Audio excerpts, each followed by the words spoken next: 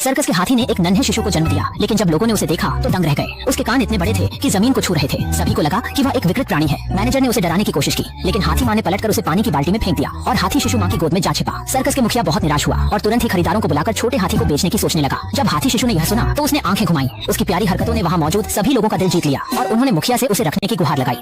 मुखिया ने सभी की सलाह मानकर नन्हे हाथी की देखरेख का जिम्मा एक बच्चे के पिता को सौंप दिया, लेकिन किसी ने सोचा भी नहीं था कि उसमें असाधारण क्षमता मौजूद है। वह अपने विशाल कानों को उपयोग में लाकर उड़ने में सक्षम था, हालांकि वह इसे पूरी तरह संचालित नहीं कर पा रहा था। सर्कस के लोग इस तथ्य को अनदेखा किए हुए थे। उसकी मासूमियत छिपाने के लिए वे उसके कान छिपाकर और मुंह में बड़ा नैपल डालकर उसे पेश करते थे। एक बार सर्कस में सभी दर्शक उसे देखने के लिए बेताब थे। तभी एक अमीर महिला की टोपी के पंख ने उसके ध्यान को खींचा। उसने बिना कुछ कहे पंख छीन लिया, लेकिन अजीब घटना घट गई।